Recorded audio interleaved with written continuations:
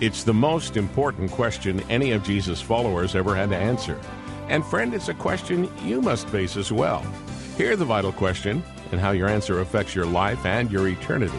Today on Grace to You.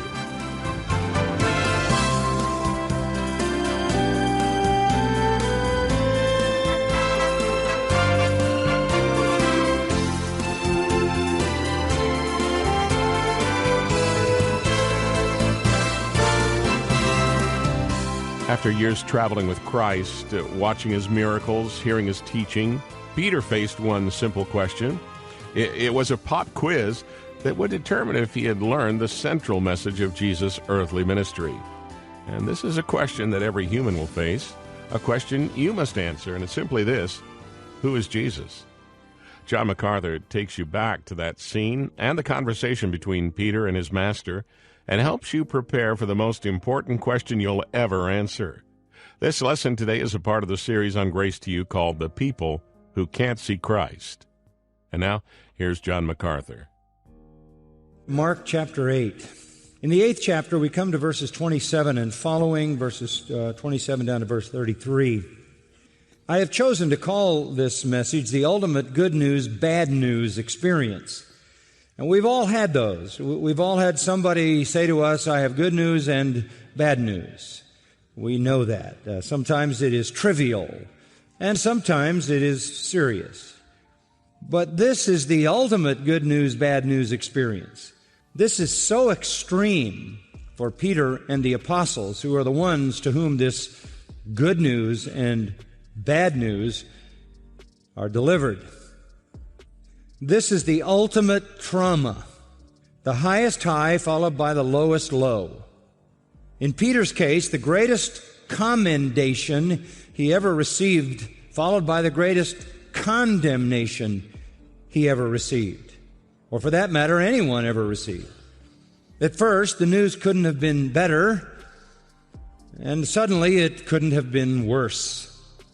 Here's the moment. Let me read it to you. Verse 27. Jesus went out along with his disciples to the villages of Caesarea Philippi, and on the way questioned his disciples, saying to them, Who do people say that I am? They told him, saying, John the Baptist, and others say Elijah, but others one of the prophets. And he continued by questioning them, But who do you say that I am? Peter answered and said to him, You are the Christ. And he warned them to tell no one about him. And he began to teach them that the Son of Man must suffer many things, and be rejected by the elders and the chief priests and the scribes, and be killed, and after 3 days rise again. And he was stating the matter plainly. And Peter took him aside and began to rebuke him. But turning around and seeing his disciples, he rebuked Peter and said, Get behind me, Satan, for you're not setting your mind on God's interest, but man's. This is the moment in time when the disciples settle the matter of the person of Jesus. This is the moment when they believe and are convinced and confess as to who his person is. He is the Christ, the Son of the living God, as Peter gives us in the full statement, recorded in Matthew. But there is still great confusion about not the person, but the plan. They affirm the person. They deny the plan. From the perspective of Peter and the disciples, the good news was the affirmation that they understood the person, Jesus Christ, to be the Messiah, the Son of the living God. To a hopeful Jew, that is the ultimate revelation. That is the greatest revelation that could ever come. For centuries as a nation, for a lifetime as an individual, the Jews had anticipated the coming of their Messiah, and with the coming of Messiah, the fulfillment of all the Old Testament promises. From the very beginning of the Old Testament through to the end, just replete with promises that were attached to the arrival of the Messiah. That's what they waited for. They had followed Jesus, these men had, including the 12 apostles and others called disciples. They had followed him for over 2 years. And all along, they had hoped that he would be the Messiah. They had hoped he would be the Messiah. Now they know it. Here they finally affirm they know it.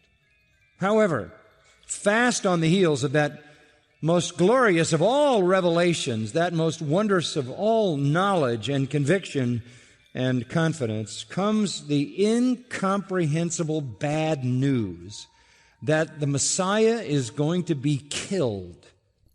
And I'm not sure after that they heard the part about the resurrection. Shocking news. So shocking that Peter goes from being a hero to being an anti-hero. So shocking that he goes from being a spokesman for God to being a spokesman for Satan. Such is the paradox of this hour. Two colliding revelations. He is Messiah, the one whose life will bring salvation and blessing to Israel and the world. Yet he will be killed by the people of Israel and the world. Finally, these disciples have come to the place where they can say, "You're the Christ. You are the Christ." Already they have said, "Truly you're the Son of God." That's as to his person. Being Christ is as to his work, as the deliverer and the anointed one, the prophet, priest, and king promised. They said, "Truly you're the Son of God," when he walked on water after the feeding of the 5,000. They have confirmed his deity, and now they confirm his messianic office. And both of these come in just a few weeks. They've come to the rarefied air, you might say, of the Mount Everest of revelation. They've come to the summit. You're the Son of God, and you are the Christ, only to be knocked off the summit into the lowest valley below. It is an oxymoron to them that the Messiah, the source of life, would be killed, that the Messiah, the King of Israel, would be rejected by Israel. These are colliding realities that constitute the good news and the bad news. So let's look first of all at the good news. The good news, verses 27 to 30. They are on the way, it says, to Caesarea Philippi, and they have an ongoing conversation. You can't expect, when you read a text of Scripture, that that's all that was said, okay? I think we understand that, right? We get a synopsis of what was said. We get a summary of what was said. This is conversation going on as they move